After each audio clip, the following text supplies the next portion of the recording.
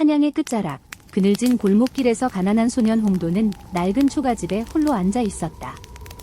아버지가 마지막으로 남긴 술병이 뒹굴고 어머니가 떠난 후 헐어 빠진 이불이 그의 온몸을 감싸고 있었다. 홍도는 어린 시절부터 가진 것 없는 삶에 익숙했다. 어머니가 돌아가신 날, 아버지는 한동안 정신을 놓고 살았다. 술이 친구였고 집안은 점점 더 무너져갔다. 그러던 어느 날 아버지마저 술에 취해 돌아가셨다. 어머니의 무덤 옆에 아버지를 묻고 돌아온 홍도는 그날부터 혼자가 되었다. 배고픔과 외로움이 뒤섞인 나날이었다. 사람들은 홍도의 존재를 무시했고 심지어 그의 이름조차 기억하지 못하는 이들이 많았다. 가을이 깊어갈 무렵 홍도는 산에서 나무를 모아 팔아 생계를 이어가고 있었다. 나뭇가지에 걸려 발목을 접질렀을 때 그는 바람에 실린 낮고 약한 울음소리를 들었다. 소리가 나는 쪽으로 다가가자 야른 옷을 걸친 소녀가 비에 젖은 채 나무 아래에서 웅크리고 있었다. 소녀의 얼굴은 창백했고 눈은 감겨 있었다. 괜찮아요. 홍도는 소녀의 어깨를 살짝 흔들었다. 소녀는 천천히 눈을 떴다. 발목을 다쳤어요. 소녀의 목소리는 힘없이 떨리고 있었다. 홍도는 소녀를 업고 허름한 초가집으로 향했다. 집에 도착하자마자 홍도는 아랫목에 소녀를 눕히고 젖은 옷을 벗겨 따뜻한 이불로 감싸주었다. 잠든 소녀의 얼굴은 작고 고왔다. 그러나 발목은 붉게 부어올라 있었고 홍도는 더 이상 두고 볼 수만은 없었다. 그는 마지막 남은 동전을 움켜쥐고 의원을 부르러 나섰다. 의원은 홍도의 집으로 와서 소녀의 발목을 보더니 이건 맞춰야 한다. 단단히 잡아라 하며 홍도의 팔을 붙들었다. 소녀는 잠결에 갑작스러운 통증을 느끼고 비명을 질렀다. 아파요.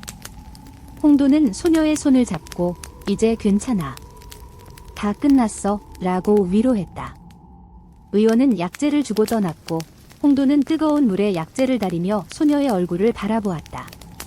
소녀가 깨어나자 홍도는 물을 건네며 조심스럽게 물었다. 너 이름이 뭐니? 나는 오키야. 길을 잃고 헤매다가 그만. 내가 아니었으면 나는 오키의 눈에는 고마움이 가득 담겨 있었다. 내 이름은 홍도야. 너는 어디에서 왔어? 오키는 잠시 망설이다가 말했다. 집을 나왔어. 너무 억울하고 답답해서 도와줄 사람을 찾고 있었어. 그날 밤 홍도는 잠든 오키의 얼굴을 보며 자신도 모르게 작은 미소를 지었다. 그의 마음속에 따뜻한 온기가 스며드는 듯했다. 그는 처음으로 누군가와 함께 있는 기분이 무언지 알 것 같았다. 오키가 홍도의 집에 머무른 지 며칠이 지났다. 홍도는 매일 아침 산으로 나무를 하러 갔고 오키는 그의 집을 청소하며 은혜를 갚고자 했다. 두 사람은 마치 오랜 세월을 함께한 남매처럼 자연스레 어울렸다. 그러나 오키의 눈빛은 늘 불안에 젖어 있었다. 어느 날 오키는 홍도가 나무를 하러 나간 틈을 타 마당에서 한숨을 쉬고 있었다. 그녀의 손에는 작은 향낭이 쥐어져 있었다. 이제 어쩌지? 오키는 자신에게 속삭이듯 말했다. 그때 홍도가 나무를 한 짐 지고 돌아왔다. 그는 오키의 손에 든 향낭을 보고 물었다. 그건 뭐야? 오키는 순간 놀라며 향낭을 감췄다. 아무것도 아니야. 뭔가 소중한 물건인 것 같은데? 사실은 이 향낭은 내가 집을 나올 때 가지고 온 유일한 물건이야. 홍도는 오키의 말을 듣고 고개를 끄덕였다. 그는 자신에게도 어머니가 남긴 유일한 물건이 작은 은목걸이 하나뿐이었기 때문이다. 두 사람은 그날 밤 나란히 앉아 서로의 과거를 나누었다. 오키는 홍도에게 자신이 실은 영의정 박주혁 대감의 늦둥이 외동딸이라고 밝혔다. 아버지가 늦은 나이에 얻은 딸이라 온갖 사랑을 받으며 자랐지만 그녀의 삶은 결코 평탄하지 않았다. 그녀에게는 어릴 적부터 정혼자가 정해져 있었다. 그 사람은 권력욕이 강하고 냉정한 이연이었다. 이연은 내가 싫다고 해도 아버지와 약조를 맺었어. 나는 그 사람에게 결코 시집가고 싶지 않았어. 그래서 나는 도망친 거야? 오키의 눈동자에 눈물이 맺혔다. 홍도는 손수건을 내밀며 말했다. 그래서 산에서 혼자 있던 거였구나. 오키는 고개를 끄덕였다. 그런데 내가 나를 구해줬어. 그 덕분에 내가 아직 여기 있는 거야? 홍도는 속으로 다짐했다. 자신이 할 수 있는 한 오키를 지켜주겠다고. 며칠 뒤 오키는 집안에서 바늘과 실을 꺼내 향낭을 새롭게 만들기 시작했다. 그녀의 손끝에서 섬세하게 술을 놓는 모양은 대단히 정교했다. 홍도는 옆에서 오키가 만드는 과정을 지켜보았다. 정말 잘 만든다. 이거 팔면 꽤나 돈이 되겠어? 오키는 미소를 지으며 말했다. 그래서 내가 생각해낸 방법이 있어? 이 향낭을 팔아서 내가 글을 배울 수 있게 하자. 홍도는 깜짝 놀랐다. 내가 글을 배운다고? 그게 무슨 소용이 있어? 오키는 진지한 얼굴로 말했다. 글을 배우면 너는 내가 가진 재능을 펼칠 수 있어. 지금은 가난해서 아무것도 못하지만 글을 배우고 지식을 쌓으면 너는 더 큰 사람이 될 수 있어. 그 순간 홍도는 자신이 평생 한 번도 상상해보지 않았던 가능성을 보았다. 그는 눈을 반짝이며 말했다. 그럼 나도 글을 배워볼래. 그날부터 오키는 향낭을 만드는 동안 홍도에게 한자와 천자문을 가르치기 시작했다. 그녀는 마당 한쪽에 납작한 돌을 가져와 홍도에게 글자를 새기게 했다. 이건 이야. 사람을 뜻하지. 이건 하늘, 천이야. 하늘은 사람보다 더 큰 존재지. 홍도는 어린아이처럼 모든 것을 새롭게 배웠다. 그의 눈동자는 점점 더 반짝였고 오키는 그런 홍도의 모습을 보며 흐뭇하게 미소 지었다. 그렇게 시간이 흐르고 오키의 발목은 점차 나아지기 시작했다. 하지만 그녀의 마음은 점점 무거워졌다. 홍도가 천자문을 외우며 들뜬 목소리로 말했다. 오키야, 나 이제 글자를 많이 배웠어. 내가 이제 어른들한테도 뭔가 말할 수 있을 것 같아.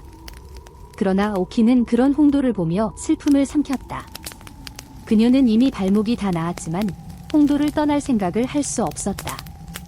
그에게 이별을 고해야 한다는 생각이 날이 갈수록 두려워졌기 때문이다. 그날 밤 오키는 홍도가 잠든 사이 몰래 그의 방에 들어갔다. 홍도의 곁에는 그녀가 만들어준 향낭이 놓여 있었다. 오키는 그것을 바라보다가 손을 뻗어 향낭을 쥐었다. 그녀는 속삭이듯 말했다. 홍도야, 고마웠어. 그러나 홍도는 자는 척하며 오키의 말을 듣고 있었다. 그는 그 순간 무언가가 곧 끝날 것임을 직감했다. 그의 눈은 감겨 있었지만 눈물은 고스란히 흘러내리고 있었다.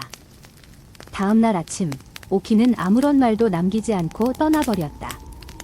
홍도가 잠에서 깨어났을 때 집안은 어제와 다를 것 없이 고요했다. 그러나 오키의 자리는 텅 비어 있었다. 아랫목에 깔아두었던 이불은 정리되지 않았고 작은 향낭 하나가 그녀가 남긴 유일한 흔적이었다.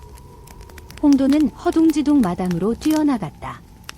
오키야, 오키야. 그러나 대답은 없었다. 그 순간 홍도는 두 손으로 머리를 감싸주며 주저앉았다. 그녀는 떠났다. 더 이상 자신이 지켜줄 수 없는 곳으로 사라져버린 것이다. 며칠이 지나도 오키의 흔적은 찾아볼 수 없었다. 홍도는 매일같이 산을 오르고 장터를 돌아다니며 오키의 이름을 불렀지만 아무도 그녀를 보지 못했다. 그의 가슴 한편은 텅 비어버린 듯 허전했다. 그로부터 3년이 흘렀다. 홍도는 이제 더 이상 소년이 아니었다. 그는 매일같이 글을 읽고 쓰고 공부하며 스스로를 단련했다. 오키가 남긴 천자문은 낡고 헤어졌지만 그는 매일 그 책을 펴고 한자 한자 소리 내어 읽었다. 그가 오키와 함께 했던 시간을 떠올리며 배우고 익힌 글자들은 그의 마음속에 새겨졌다. 이제 홍도는 마을에서도 이름이 널리 알려진 청년이 되었다. 그는 서책을 읽고 지식을 전해주며 사람들에게 글을 가르치는 청년 학자가 된 것이다. 사람들은 그를 산골선비라 불렀다. 어느 날 마을 장터에서 홍도는 우연히 사람들이 모여 수근거리는 소리를 들었다. 듣자 하니 박대감 댁의 딸이 시집간다더군. 그 딸이 그렇게도 아름답다던데. 그 정혼자가 누구더라? 이연이라고 했나? 이연. 그 사람 말이야? 성질이 고약하기로 유명하지 않나? 홍도는 그 말에 귀를 기울였다. 박대감이라면 오키의 아버지였다. 오키가 시집간다니. 그의 가슴이 덜컥 내려앉았다. 홍도는 그날 밤 잠을 이루지 못했다. 오키가 시집을 간다고? 그녀는 내가 떠나지 않겠다고 했는데 그의 머릿속은 수많은 생각으로 가득 찼다. 그러나 그는 무기력했다. 아무것도 할 수 없었다. 오키의 곁에는 이제 막강한 권력을 쥔 이연이 있었다. 며칠 후 홍도는 마을의 학당에서 그를 가르치고 있었다. 그날은 비가 억수같이 쏟아지던 날이었다. 홍도가 마당을 정리하고 있을 때 누군가가 학당 대문을 두드렸다. 누구시오? 저를 좀 숨겨주세요. 문을 열자 비에 젖은 여인이 서 있었다. 그녀의 얼굴은 창백했고 온몸은 젖어 있었다. 홍도는 순간 멈칫했다. 오키. 오키였다. 그녀는 한눈에 알아볼 수 있을 만큼 변하지 않았다. 그러나 그녀의 눈동자는 한층 더 깊고 어두워져 있었다. 홍도는 그녀를 자신의 방으로 데려가 마른 옷을 내주고 따뜻한 차를 끓였다. 오키는 떨리는 손으로 찻잔을 쥐고 말했다. 홍도야, 나 이제 더는 이연의 곁에 있을 수 없어. 이연이 너에게 무슨 짓을 했느냐? 홍도의 목소리는 떨렸다. 오키는 찻잔을 내려놓고 소매를 걷어 올렸다. 그녀의 팔에는 붉게 멍이 들어 있었다. 이연은 날 물건 취급했어. 아버지도 그 사실을 알지만 아무것도 할 수 없어. 이연은 아버지와의 약조를 무기로 날 위협하고 있어. 홍도는 주먹을 꽉 쥐었다. 그 자식이. 그래서 나는 도망쳤어. 하지만 나도 알아. 이렇게 숨는다고 해결되지 않는다는 걸. 그때 밖에서 요란한 발소리가 들렸다. 이연의 수하들이 홍도의 학당을 포위하고 있었다. 여기 있구나, 오키. 이연이 홍도의 학당 대문을 열고 들어섰다. 그의 눈동자는 광기에 물들어 있었다. 내가 내 약혼녀를 숨겼구나, 홍도. 홍도는 이연을 막아섰다. 오키는 내 것이 아니야. 그녀는 자유로운 사람이야. 이연은 비웃으며 칼을 뽑았다. 내가 내 앞에서 무슨 말을 할 수 있을 줄 아느냐? 내 약혼녀를 숨긴 죄로 내 목숨을 내놔야 할지도 모른다는 걸 아는가? 오키는 홍도의 옷자락을 잡고 떨고 있었다. 홍도야, 제발 나 때문에 다치지 마. 홍도는 고개를 저었다. 내가 너를 지켜주겠다고 했잖아. 이연은 칼을 휘두르며 다가왔다. 홍도는 오키를 뒤로 밀치고 이연과 마주했다. 두 사람 사이에 긴장감이 흘렀다. 이연의 입가에 서늘한 미소가 번졌다. 좋아. 내가 그렇게 죽고 싶다면 직접 보내주지. 그 순간 번개가 치며 천둥 소리가 울렸다. 홍도와 이연은 그 순간 서로를 향해 달려들었다. 오키는 소리 없이 입술을 깨물며 두 사람을 바라보았다. 이연의 칼이 홍도를 향해 휘둘러졌다. 홍도는 빠르게 몸을 틀어 피했지만 그의 어깨에는 깊은 상처가 남았다. 붉은 피가 흘러내렸고 홍도는 이를 악물고 버텼다. 이연은 비웃으며 말했다. 넌 아무리 발버둥 쳐도 나를 이길 수 없어. 내가 누군지 아느냐? 이 나라 최고의 무사들이 나를 가르쳤지. 넌 한낱 서민에 불과해. 홍도는 숨을 몰아쉬며 대답했다. 내가 서민이든 뭐든 오키는 내 것이 아니다. 그 순간 오키가 떨리는 손으로 홍도의 손을 잡았다. 그녀의 손은 차갑고 두려움에 떨고 있었다. 홍도야, 제발. 제발 그만해. 이연은 위험해. 너까지 다치면 안 돼? 그러나 홍도는 오키의 손을 천천히 놓으며 말했다. 내가 약속했잖아. 너를 지켜주겠다고. 이연은 한 걸음 더 다가오더니 다시 칼을 휘둘렀다. 홍도는 필사적으로 방어하며 이연의 공격을 막았다. 그러나 이연의 검술은 확실히 숙련된 것이었다. 홍도는 점점 밀려나기 시작했다. 그때 이연이 쓴웃음을 지으며 말했다. 너 왜 이렇게까지 날 방해하는 거지? 내가 오키를 좋아하기라도 하냐? 홍도는 말없이 이연을 노려보았다. 이연은 홍도의 침묵을 비웃듯 고개를 젓더니 오키를 향해 손을 뻗었다. 이리 와, 오키. 내가 내 약혼녀인 건 변함없어. 도망쳐봤자 소용없어. 오키는 이연의 손을 피하며 몸을 뒤로 물렸다. 그녀의 눈에는 두려움과 분노가 교차하고 있었다.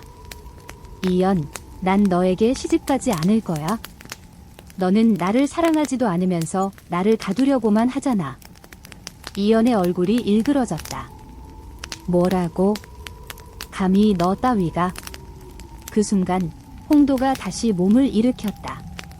어깨에서 흘러내린 피가 그의 옷자락을 적셨지만 그는 오히려 더욱 단단히 이연을 노려보았다. 이연, 만약 내가 이 싸움에서 이긴다면 오키를 자유롭게 놔줘라. 이연은 잠시 멈칫하더니 이내 소리내어 웃었다. 내가 나를 이길 수 있다고 생각하는 건가?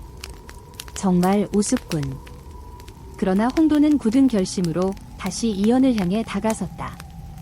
그의 손에는 오키가 만들어준 향낭이 쥐어져 있었다. 그 안에는 오키가 남긴 작은 비밀이 있었다. 이연, 난 너 같은 사람에게 오키를 넘겨줄 수 없어. 그럼 한번 증명해봐라. 내가 나보다 강하다는 걸. 이연이 다시 홍도를 향해 달려들었다. 두 사람의 칼이 부딪히며 날카로운 소리가 울려 퍼졌다. 마당 한복판에서 두 남자의 싸움이 시작되었다. 이연의 검술은 날카롭고 치밀했다. 그는 한치의 망설임도 없이 공격했고 홍도는 점점 더 밀려났다. 피가 땅에 떨어지며 붉은 자국을 남겼다. 오키는 두 손을 모아 간절히 기도했다. 그녀의 눈동자는 홍도를 향해 고정되어 있었다. 홍도야, 제발. 그 순간 이연의 칼이 홍도의 옆구리를 찔렀다. 홍도는 비명을 지르며 바닥에 쓰러졌다. 이제 끝이야, 홍도. 넌 나와 상대할 자격이 없어. 이연이 마지막 일격을 가하려는 순간 홍도는 주머니에서 향낭을 꺼내 들었다. 오키, 너를 지키겠다고 했지? 그 순간 홍도는 향낭을 찢어 하얀 가루를 이연의 얼굴에 뿌렸다. 이연은 눈을 감싸주며 고통스러운 비명을 질렀다. 이게 뭐야? 뭐지 이게? 오키는 달려가 홍도의 옆에 무릎을 꿇었다. 홍도야, 괜찮아? 어떻게 된 거야? 홍도는 흐려진 시야 속에서도 오키의 얼굴을 보며 미소를 지었다. 향낭에 넣어둔 약초야? 내가 준 그 향낭 속에 최면약이 들어있었어. 이연은 바닥에서 몸부림치며 비명을 질렀다. 그의 눈은 보이지 않는 듯 허공을 더듬고 있었다. 이연, 너 이 자식들 어디 갔어? 너희들 어디에 있어? 오키는 눈물을 흘리며 홍도의 얼굴을 어루만졌다. 홍도야, 왜 그런 위험한 짓을? 홍도는 힘겹게 숨을 몰아쉬며 말했다. 너를 지켜야 하니까. 그러나 홍도의 의식은 점점 희미해져 갔다. 오키는 그의 얼굴을 꼭 붙잡고 울었다. 홍도야, 정신 차려. 제발. 너는 나 때문에 죽으면 안 돼? 이연은 여전히 고통 속에서 몸부림쳤고 오키는 홍도를 부둥켜 안고 그의 이마에 자신의 이마를 맞댔다. 홍도야, 내가 널 떠나지 않을게. 그러니까 제발. 하늘에서는 어둡던 구름이 걷히고 한 줄기 햇살이 홍도의 얼굴 위로 내려앉았다. 오키는 눈물을 흘리며 홍도의 손을 꼭 잡았다. 홍도야, 제발. 이연이 무릎을 꿇고 울부짖는 동안 오키는 홍도의 옆구리에서 피가 계속 흘러나오는 것을 보고 식은땀을 흘렸다. 그녀는 급히 천조각을 찢어 홍도의 상처를 감쌌다. 그러나 피는 멈출 줄 몰랐다. 홍도야, 정신 차려. 제발 눈 떠봐. 오키는 그의 얼굴을 흔들며 눈물을 쏟았다. 그 순간 이연이 정신을 차리고 몸을 비틀며 일어섰다. 그의 눈은 아직도 보이지 않는 듯 허공을 더듬었다. 오키, 어디 있어? 어디 있어, 이 배신자. 오키는 이를 악물고 일어섰다. 이연, 이제 그만해. 넌 오키를 가질 자격이 없어. 이연은 손을 휘저으며 소리쳤다. 내 눈이 안 보여. 이게 뭐야? 오키는 두려움에 떨면서도 홍도의 곁을 떠나지 않았다. 그녀는 이연이 다가오자 몸을 틀어 홍도의 몸을 지켰다. 그때 마당에서 갑자기 사람들이 우르르 몰려들었다. 박대감의 하인들이었다. 그들은 이연이 비틀거리는 모습을 보고 경악했다. 이연 도령님, 무슨 일이십니까? 이 배신자들, 저 녀석들이 나를 공격했어. 이연은 눈이 보이지 않는 채로 미친 듯이 소리쳤다. 저놈을 잡아라. 그 자를 당장 잡아라. 하인들은 오키와 피를 흘리는 홍도를 둘러쌌다. 오키는 두 팔을 벌려 홍도를 감쌌다. 안 돼. 그를 건드리지 마. 홍도는 잘못이 없어. 그러나 하인들은 오키의 말은 듣지 않았다. 그들은 무자비하게 홍도의 팔을 잡고 끌어올렸다. 이연 도령님께 칼을 휘두른 죄로 체포하겠어. 홍도는 피를 흘리면서도 오키를 향해 고개를 돌렸다. 오키야, 미안해. 나 때문에. 안 돼. 제발. 홍도를 데려가지 마. 오키는 발버둥치며 울부짖었지만 하인들은 홍도를 무자비하게 끌고 나갔다.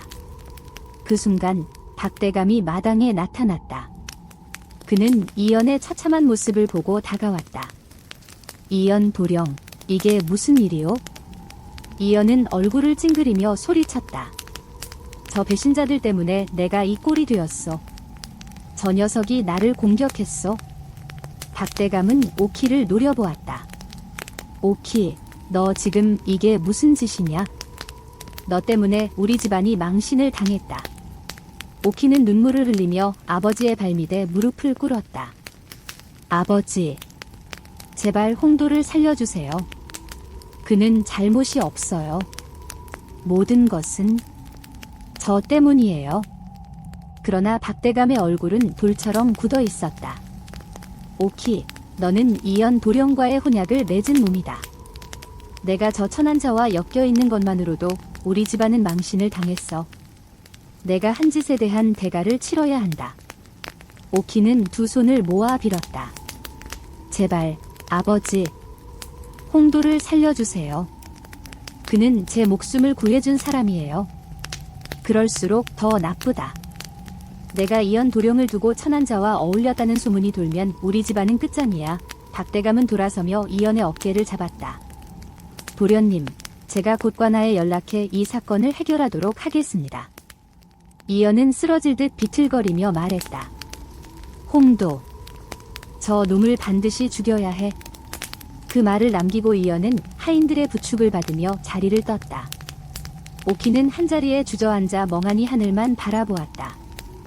홍도는 어디론가 끌려가고 있었다. 그의 피가 마당에 붉은 자국을 남겼다. 홍도야, 제발, 제발 무사히 돌아와. 그날 밤 오키는 잠들지 못했다. 그녀는 창문을 바라보며 홍도가 잡혀간 방향을 바라보았다. 이연의 무자비함, 아버지의 냉정함, 그리고 자신이 홍도를 보호하지 못했다는 죄책감이 한꺼번에 밀려왔다. 다음 날 아침, 오키는 홀로 관아를 찾아갔다. 관아 앞에서 무릎을 꿇고 있었다. 제발, 제발 제 말을 들어주세요. 홍도는 잘못이 없습니다. 그는 저를 지키려 했을 뿐이에요. 관아 앞을 지나는 사람들은 오키를 힐끔힐끔 쳐다보았다. 그녀의 옷자락은 먼지투성이었고 눈은 부어 있었다. 그때 관아에서 한 남자가 나왔다. 그는 한 손에 서책을 들고 있었다. 홍도가 한때 배움을 청했던 서당의 노학자였다. 이 아가씨가 왜 이곳에? 오키는 노학자의 발밑에 엎드렸다. 제발, 홍도를 살려주세요. 그는 잘못이 없습니다. 노학자는 그녀를 바라보았다. 그 아이는 재능이 있는 아이였지. 하지만 이연 도령을 공격한 죄는 중하다. 내가 할 수 있는 일이 있을까? 오키는 떨리는 손으로 자신의 머리에서 비녀를 뽑았다. 이것은 박대감의 딸이자 오키의 증표입니다. 제발 이 비녀를 가지고 아버지에게 가서 홍도를 살려달라고 말해주세요. 노학자는 오키의 절박한 눈빛을 보며 잠시 망설였다. 그러나 그는 이내 비녀를 받아들고 고개를 끄덕였다. 내 마음은 알았다. 하지만 이연 도령은 지금 화가 극에 달해 있다. 내가 아버지께 가서 말해보겠지만 결과는 보장할 수 없네. 오키는 노학자가 멀어지는 뒷모습을 바라보며 주저앉았다. 그녀의 가슴 속엔 불안과 죄책감이 뒤섞여 있었다. 그녀는 하늘을 올려다보았다. 홍도야, 제발 버텨줘. 내가 반드시 너를 구하러 갈게. 관아의 어두운 감옥 속 홍도는 차가운 돌바닥에 쓰러져 있었다. 그의 옆구리에서는 아직도 피가 스며나오고 있었고 그의 시야는 흐릿했다. 홍도는 눈을 감고 오키의 얼굴을 떠올렸다. 오키야, 괜찮은 거지? 그의 귓가에는 아직도 오키의 울먹이는 목소리가 들리는 것 같았다. 그러나 지금 그는 오키를 지킬 수 없었다. 이연의 음흉한 미소와 그날의 칼날이 머릿속에서 지워지지 않았다. 그때 감옥 문이 덜컥 열렸다. 2명의 군사가 홍도의 팔을 붙들고 강제로 끌어올렸다. 일어나라. 이연 도령님께서 너를 보자고 하신다. 홍도는 흐릿한 눈을 뜨고 이연이 앉아있는 넓은 방으로 끌려갔다. 방 중앙에는 이연이 도포를 입고 앉아있었고 그의 옆에는 박대감이 서 있었다. 이연은 홍도를 보자 입꼬리를 비틀며 웃었다. 오, 이렇게 빨리 만날 줄은 몰랐군. 홍도. 홍도는 이연을 노려보며 이를 악물었다. 나를 죽이려고 부른 것이냐? 이연은 느긋하게 찻잔을 들며 미소를 지었다. 죽이는 건 너무 쉬운 일이야. 나는 내가 살아있는 동안 내가 가장 소중히 여기는 것을 뺏고 싶다. 홍도는 숨을 헐떡이며 말했다. 오키를 내가? 그래, 이연은 잔을 내려놓으며 말했다. 오키는 이제 내 것이다. 내 아내로 만들 것이고 너는 그 모습을 지켜보게 될 것이다. 박대감은 무거운 표정으로 이연을 바라보았다. 이연 도령, 이 일은 조금 지나치지 않은가? 이연은 박대감의 말을 무시하며 홍도에게 다가갔다. 홍도야, 내가 내 앞에서 오키를 빼앗으려 한 대가는 충분히 치르게 될 거다. 그 순간 홍도는 뭔가를 결심한 듯 입술을 깨물었다. 그는 비틀거리며 무릎을 꿇었다. 이연, 나와 거래를 하자. 이연은 눈을 가늘게 뜨며 말했다. 거래? 그래. 나와 정정당당히 싸워라. 내가 이기면 내 목숨을 내놓겠다. 하지만 내가 이기면 오키를 자유롭게 놓아줘라. 이연은 잠시 고민하는 듯했다. 그러나 그의 얼굴에 비열한 미소가 떠올랐다. 좋아. 재미있겠군. 하지만 내가 나를 이길 가능성은 0에 가깝지. 내 몸 상태를 봐라. 홍도는 피를 흘리며도 결코 물러서지 않았다. 그의 눈동자에는 결연한 의지가 담겨 있었다. 내가 남자로서 나와 싸울 용기가 있다면 받아들여라.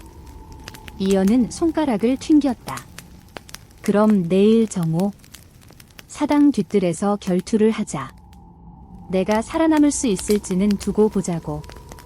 박대감은 한숨을 쉬며 돌아섰다. 이연 도령, 제발 큰일을 만들지 말게. 그러나 이연은 그의 말을 무시하고 홍도를 향해 비웃었다. 잘 자라, 홍도. 내일은 내 마지막 날이니까. 홍도는 다시 감옥으로 끌려갔다. 그는 차가운 바닥에 누운 채 두 손을 꽉 쥐었다. 내일 반드시 이겨야 한다. 그 밤 오키는 몰래 대감댁을 빠져나왔다. 그녀는 두건을 쓰고 어둠 속을 뚫고 산길을 달렸다. 그녀의 목적지는 깊은 산속에 있는 은둔도사, 백운도사의 초소였다. 백운도사는 오키가 어릴 적 그녀를 가르친 인물이었다. 그는 의술뿐만 아니라 무술에도 능통했다. 오키는 초소 앞에서 숨을 고르고 문을 두드렸다. 도사님. 저예요. 오키예요. 문이 열리고 백운도사가 모습을 드러냈다. 그의 얼굴은 긴 수염과 하얀 눈썹으로 덮여 있었다. 오키야. 너 여기서 뭐 하는 거냐? 오키는 그의 앞에 무릎을 꿇고 말했다. 홍도가 위험해요. 내일 이연과 결투를 해야 해요. 제발 도와주세요. 이연이라면? 박대감의 그 무자비한 사위감인가? 네, 그는 홍도를 죽이려 하고 있어요. 도사님, 제발. 백운도사는 눈을 감고 한숨을 내쉬었다. 그 아이의 목숨이 위태롭구나. 오키는 떨리는 손으로 그의 옷자락을 붙들었다. 제가 할 수 있는 일은 없나요? 홍도를 구할 방법이. 백운도사는 눈을 감고 잠시 생각에 잠겼다. 그러더니 그가 손을 들어 서랍을 열었다. 이 향낭을 가져가거라. 향낭이요? 이 안에 든 가루는 몇 초간 상대의 시야를 흐리게 할 것이다. 하지만 너무 강한 독은 아니니 안심해라. 오키는 두 손으로 향낭을 받아들었다. 도사님, 감사합니다. 감사합니다. 백운도사는 그녀의 눈을 바라보며 말했다. 그러나 명심해라. 그 가루를 뿌리더라도 홍도가 이연을 이길 수 있을지 장담할 수는 없다. 그 아이의 의지와 실력이 모든 것을 결정할 것이다. 오키는 고개를 끄덕였다. 홍도는 강해요. 저는 그를 믿어요. 오키는 빠른 걸음으로 초소를 빠져나와 어둠 속을 달렸다. 그녀의 손에는 백운도사가 준 향낭이 꽉 쥐어져 있었다. 홍도야, 제발. 버텨줘. 내가 갈게. 이연은 결투에서 자신의 승리를 확신하며 여유롭게 잤지만 홍도는 차가운 감옥 바닥에서 굳은 결심을 다지고 있었다. 내일은 반드시 끝을 낼 것이다. 정오가 되자 사당 뒤뜰은 사람들로 가득 찼다. 이연은 도포를 휘날리며 당당하게 걸어 들어왔고 그의 뒤에는 박대감과 하인들이 줄지어 서 있었다. 이연의 입가에는 여유로운 미소가 번져 있었다. 그는 이미 자신이 승리할 것을 확신하고 있었다. 반면 홍도는 초췌한 얼굴로 군사들에게 끌려왔다. 그의 옷자락은 피로 얼룩져 있었고 옆구리 상처는 아직 아물지 않았다. 사람들은 홍도의 처참한 모습을 보며 수근거렸다. 저 청년이 감히 이연 도령과 결투를 한다고? 이미 진 것이나 다름없네. 이연 도령은 무술 실력이 뛰어나기로 유명하잖아. 홍도는 이를 악물고 이연을 노려보았다. 그의 주먹은 떨리고 있었지만 눈동자만큼은 여전히 결연했다. 이연은 비웃으며 홍도에게 다가갔다. 홍도야, 너 같은 하층민이 나를 이길 수 있다고 생각하는 거냐? 홍도는 대답하지 않고 그저 이연을 노려보기만 했다. 박대감이 두 사람 사이로 나섰다. 이 결투는 목숨을 건 결투다. 두 사람 중 한 명이 죽을 때까지 멈추지 않는다. 그의 목소리는 단호하고 냉정했다. 그 말이 끝나자 사람들은 조용히 숨을 죽였다. 이연은 칼을 뽑아들고 천천히 홍도를 향해 다가갔다. 그의 눈은 마치 사냥감을 노리는 맹수처럼 빛났다. 마지막 기회다. 홍도야. 오키를 포기하고 내 목숨을 살려라. 홍도는 말없이 오키가 준 향낭을 주머니에서 꺼내 쥐었다. 향낭 속에 든 가루는 백운도사가 준 비장의 무기였다. 그러나 그는 그 가루를 언제 사용할지 아직 결심하지 못했다. 이연은 갑자기 돌진해 홍도의 옆구리를 향해 칼을 내리쳤다. 홍도는 겨우 몸을 틀어 피했지만 이미 상처난 옆구리에서 피가 터져나왔다. 홍도는 비틀거리며 쓰러졌다. 이연은 여유롭게 웃으며 말했다. 너는 나에게 상대가 안 된다. 무술도 배운 적 없는 촌놈이 어딜 감히 나와 대적하려고. 관중들 사이에서는 수군거림이 커졌다. 저 청년, 이제 끝난 것 같군. 이연 도령의 검술은 군사들도 감탄할 정도라던데. 그 순간 오키가 관중들 틈을 헤치고 나왔다. 그녀는 필사적으로 홍도를 향해 달려갔다. 홍도야. 안 돼. 그러나 하인들이 그녀를 붙잡고 끌어당겼다. 오키 아가씨, 이 싸움에 끼어들면 안 됩니다. 나요. 홍도가 죽어요. 이연은 오키를 보며 입꼬리를 올렸다. 오키야, 너는 내 것이야. 홍도는 오늘 여기서 죽고 넌 내 아내가 될 거다. 그 말에 오키는 절망적인 표정으로 홍도를 바라보았다. 그러나 홍도의 눈빛은 여전히 살아있었다. 그는 천천히 몸을 일으켰다. 피가 그의 입술을 타고 흘러내렸지만 그는 향낭을 꽉 쥔 채 다시 일어섰다. 이연, 아직 끝나지 않았다. 끝난 거나 다름없지. 넌 이미 죽어가고 있어. 이연은 다시 칼을 들고 홍도에게 다가갔다. 그러나 홍도는 이번에 더 빠른 동작으로 몸을 회전시켜 이연의 칼날을 피했다. 이연은 순간 당황한 듯 주춤했다. 뭐지? 이 촌놈이. 그 틈을 타서 홍도는 향낭의 입구를 풀고 가루를 손에 쥐었다. 이연이 다시 몸을 돌려 홍도를 향해 공격하려는 순간 홍도는 가루를 이연의 얼굴에 뿌렸다. 이연, 받아라. 이연은 눈이 따갑다는 듯 두 손으로 얼굴을 감싸쥐었다. 크아. 내 눈. 내 눈이 안 보여. 관중들은 술렁이기 시작했다. 이연 도령이. 눈이 안 보이는 건가? 저 청년이 무슨 짓을 한 거지? 홍도는 주저앉은 이연을 향해 다가갔다. 그는 비틀거리면서도 이연의 앞에 섰다. 이연, 너는 이제 나와 같은 처지다. 보이지 않는 두려움 속에서 살아봐라. 이연은 바닥에 주저앉아 눈을 문지르며 비명을 질렀다. 이게 뭐야? 이게 뭐냐고. 홍도는 숨을 헐떡이며 바닥에 주저앉았다. 그의 시야도 점점 흐려지고 있었다. 상처에서 흘러나온 피가 너무나 많이 새어나왔고 그의 몸은 이미 한계에 다다른 상태였다. 그때 오키가 필사적으로 하인들의 손을 뿌리치고 홍도에게 달려왔다. 홍도야. 오키는 홍도의 품에 안겨 눈물을 쏟았다. 제발. 제발 눈을 떠봐. 홍도는 희미하게 웃으며 그녀의 뺨을 어루만졌다. 오키야.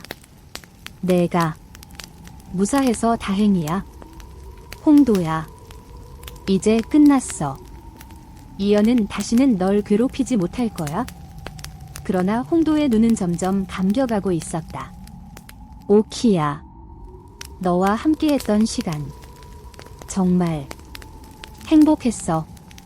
오키는 필사적으로 그의 뺨을 두드리며 소리쳤다. 안 돼. 홍도야. 제발. 나를 두고 가지 마. 그 순간 군사들이 다가와 두 사람을 떼어놓았다. 홍도는 체포하여 감옥으로 끌고 가겠다.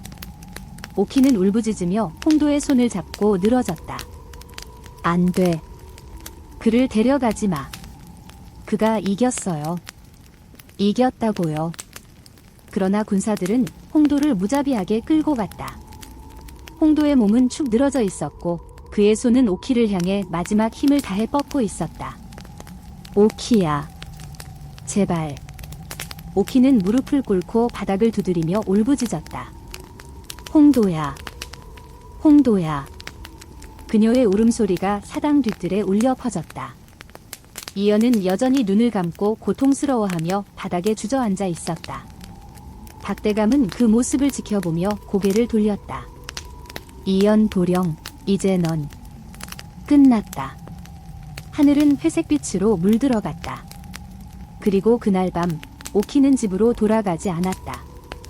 그녀는 사라진 홍도의 흔적을 찾아 거리를 헤매고 있었다. 홍도가 감옥에 갇힌 지 3일이 지났다. 오키는 그동안 물 한 모금도 넘기지 않고 홍도가 갇혀있는 감옥 앞에서 울부짖었다. 그녀의 옷자락은 먼지투성이었고 얼굴은 눈물 자국으로 얼룩져 있었다. 홍도야. 제발, 제발 버텨줘. 그러나 감옥 문은 굳게 닫혀 있었다. 군사들은 그녀를 무시한 채 지나가고 박대감도 오키를 외면했다. 아버지, 제발 홍도를 살려주세요. 그는 아무 잘못이 없어요. 오키야, 넌 이미 나를 실망시켰다. 이연 도령을 배신한 것도 모자라 그 천한 자와 엮여서 집안의 명예를 더럽히다니. 아버지, 부탁이에요. 홍도가 죽으면 저도 살 이유가 없어요. 박대감은 오키의 절규에 고개를 돌렸다. 그의 얼굴에는 한 줄기 연민이 스쳤지만 곧 굳어졌다. 오키야, 넌 내 딸이다. 이제부터 내 말만 듣고 살아라. 그 말을 끝으로 박대감은 냉정히 돌아섰다. 오키는 무릎을 꿇고 바닥에 이마를 박았다. 아버지, 제발. 그때 낡고 허름한 옷차림의 노인이 오키에게 다가왔다. 그의 얼굴에는 긴 수염이 흐트러져 있었고 그의 눈동자는 깊고 어두웠다. 아가씨, 내가 도와줄까? 오키는 눈물을 닦으며 그 노인을 올려다보았다. 당신은 누구세요? 나는 백운 도사라네. 내가 나를 찾은 적이 있지 않느냐? 오키는 깜짝 놀라며 자리에서 일어섰다. 도사님, 제발 홍도를 구해주세요. 백운 도사는 고개를 끄덕이며 말했다. 시간이 얼마 남지 않았다. 내가 홍도를 구하고 싶다면 나를 따라오너라. 오키는 도사의 뒤를 따라 산길을 올랐다. 백운 도사의 초소에 도착하자 그는 벽장 속에서 오래된 두루마리를 꺼냈다. 이것은 독초와 해독초의 조합을 이용한 묘약이네. 이연이 맞은 독가루의 해독제도 여기에 있다. 오키는 두 눈을 반짝이며 물었다. 그러면 홍도를 구할 수 있는 거예요? 하지만 이 약을 만들려면 귀한 약초가 필요하다. 그것은 심산유곡, 흰 구름 꼴짜기에만 자라는 청운초다. 오키는 그 말을 듣고 입술을 꽉 깨물었다. 청운초, 어디에 있는지 알려주세요. 제가 직접 가서 구해올게요. 백운도사는 심각한 얼굴로 고개를 저었다. 청운초가 자라는 곳에는 맹수들이 서식하고 있다. 그곳에 들어갔다가 살아 돌아온 자는 없다. 상관없어요. 홍도를 구할 수만 있다면 그 어떤 위험도 두렵지 않아요. 백운도사는 오키의 결연한 눈빛을 보며 잠시 망설였지만 이내 지도 한 장을 내밀었다. 이곳을 따라가면 청운초가 자라는 바위 틈이 있다. 하지만 반드시 해가 지기 전에 돌아와야 한다. 그곳은 어둠이 내리면 더 위험해진다. 오키는 지도를 손에 쥐고 고개를 숙였다. 감사합니다, 도사님. 반드시 청운초를 구해 돌아오겠습니다. 오키는 백운도사에게 인사를 하고 곧바로 산길을 달리기 시작했다. 그녀의 발은 돌멩이에 걸려 넘어지기도 했고 가시던 불에 긁혀 피가 맺히기도 했다. 그러나 그녀는 멈추지 않았다. 한편 감옥 안에서 홍도는 고통 속에 몸부림치고 있었다. 그의 몸은 점점 더 차가워지고 상처는 썩어 들어가는 듯한 고통이 몰려왔다. 오키야, 제발 내게 와줘. 홍도의 의식이 흐려지는 가운데 그는 어린 시절 어머니의 목소리를 떠올렸다. 홍도야, 너는 훌륭한 사람이 될 거란다. 너는 세상에 하나뿐인 내 보물이야. 그러나 지금 그는 감옥 속에서 서서히 죽어가고 있었다. 그 시각 오키는 심산유곡에 도착했다. 그곳은 거대한 바위들이 늘어서 있는 골짜기였고 해가 기울어감에 따라 어둠이 점점 짙어지고 있었다. 오키는 바위 틈을 헤집고 청운초를 찾기 시작했다. 그녀의 손은 바위에 긁혀 피가 났고 옷은 찢어져 있었다.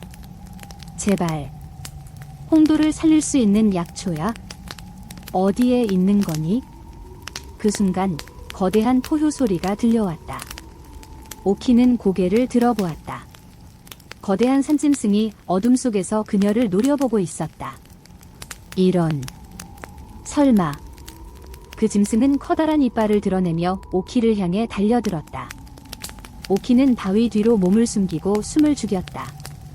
그녀의 심장은 두근거렸고 온몸이 떨렸다. 제발, 제발 나를 발견하지 마. 그러나 짐승은 점점 다가왔다. 오키는 두 손을 꽉 쥐고 뒷걸음질 쳤다. 그러다 발이 미끄러져 바위 아래로 굴러 떨어졌다. 그녀의 시야는 회전했고 머리가 바위에 부딪혀 피가 흘러내렸다. 그 순간 그녀의 시야가 흐려지고 의식이 점점 멀어져 갔다. 홍도야. 미안해. 어둠이 그녀를 집어삼켰다. 그날 밤 백운도사는 불길한 예감을 느끼며 창문을 바라보고 있었다. 어둠 속에서 들려오는 포효 소리와 함께 희미한 달빛이 산 위를 비추고 있었다. 오키야. 제발. 살아 돌아오거라. 그리고 감옥 속에서 홍도는 마지막 힘을 다해 오키의 이름을 속삭였다. 오키야. 기다릴게. 반드시 돌아와줘. 차가운 바위 틈에서 오키는 눈을 떴다. 그녀의 머리에서 피가 흘러내리고 있었고 온몸이 얼어붙은 듯 떨리고 있었다. 어두운 하늘에는 희미한 달빛이 걸려 있었고 산짐승의 울음소리가 산속에 메아리 쳤다. 여기가 어디지? 오키는 힘겹게 몸을 일으켰다. 그녀의 머리는 어지러웠고 다리는 무거워서 제대로 서 있을 수도 없었다. 그러나 그녀는 곧바로 주변을 둘러보았다. 어딘가에 청운초가 있을 것이다. 홍도야. 제발 조금만 더 버텨줘. 그녀는 휘청거리며 바위 틈 사이를 기어가기 시작했다.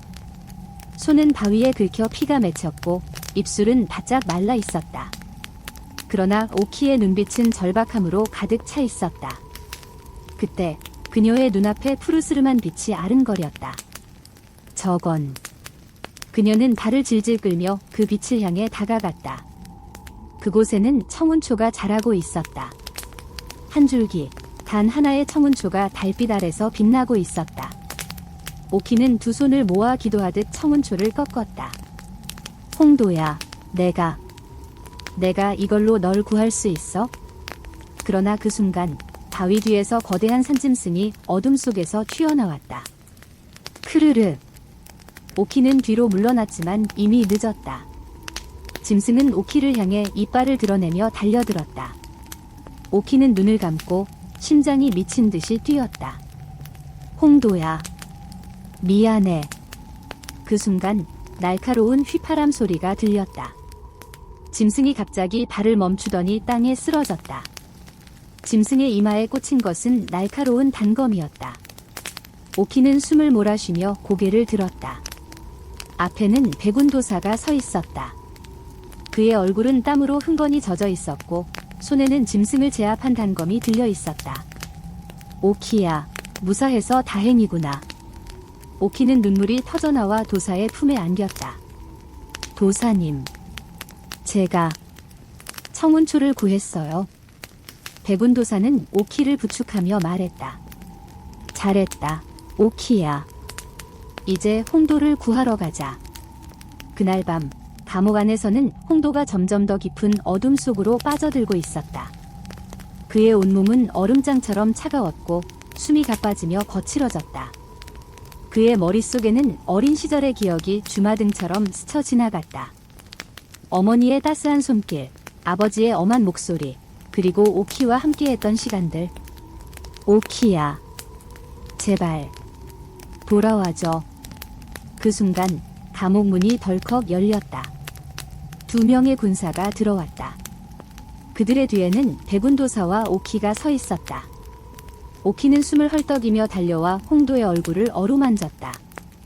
홍도야, 나 왔어. 내가 청운초를 구해왔어. 홍도는 희미하게 눈을 떴다. 그의 눈동자는 초점이 풀려 있었고 입술은 창백했다. 오키야, 나 이제 더는 아니야. 넌 죽지 않아. 오키는 백운도사에게 청운초를 건넸다. 도사님, 어서 약을 만들어주세요. 백운도사는 청운초를 손에 쥐고 재빨리 손목에 찬 작은 단지에서 물을 꺼냈다. 그는 청운초를 짓이겨 물과 함께 섞어 죽처럼 만들었다. 이제 이걸 마셔라. 오키는 홍도의 고개를 받쳐들고 백운도사가 만든 청운초 약을 홍도의 입에 흘려넣었다. 홍도야, 제발 사라져. 홍도는 입을 열고 약을 삼켰다. 그러나 그의 몸은 여전히 차가웠고 그의 숨소리는 점점 더 약해져 갔다. 오키는 그의 손을 꼭 잡고 흐느꼈다. 홍도야, 제발 나를 두고 가지 마. 그 순간 백운도사가 오키의 어깨를 붙잡았다. 오키야, 이제 우리가 할 수 있는 건 다 했다. 그가 이겨낼지 아니면. 오키는 백운도사를 뿌리치고 홍도의 가슴에 머리를 묻었다. 홍도야, 나한테 돌아와줘. 내가 널 지킬게. 시간이 흐르고 밤이 깊어갔다. 홍도의 숨소리는 점점 더 희미해졌고 오키의 눈물은 끝없이 흘러내렸다.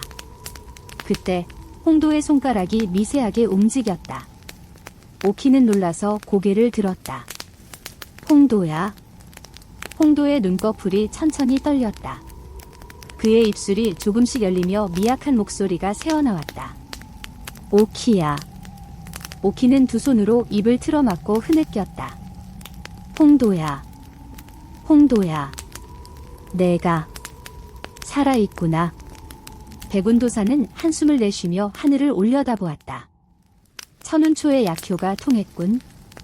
이 아이가 정말 대단한 의지를 가진 모양이야. 홍도는 힘겹게 고개를 돌려 오키를 바라보았다.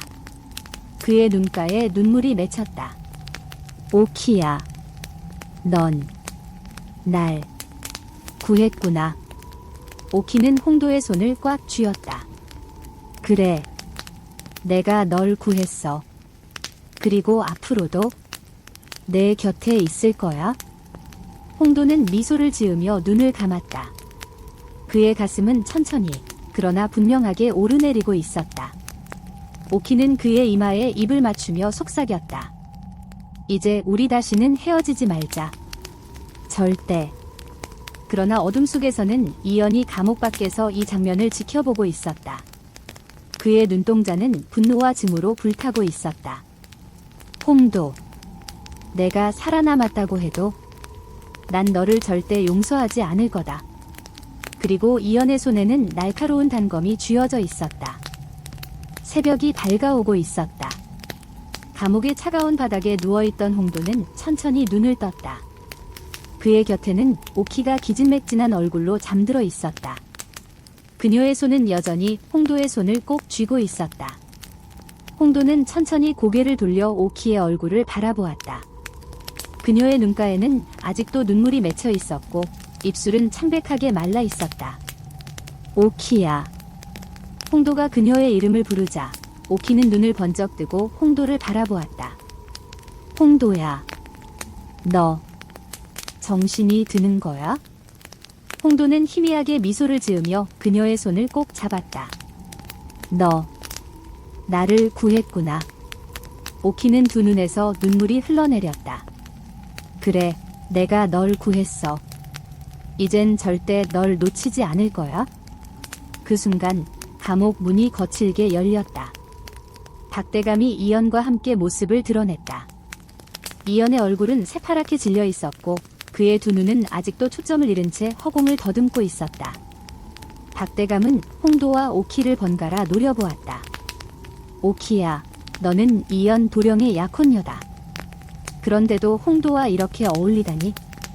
내가 나를 배신할 줄은 몰랐다. 오키는 자리에서 일어나 박대감을 똑바로 쳐다보았다.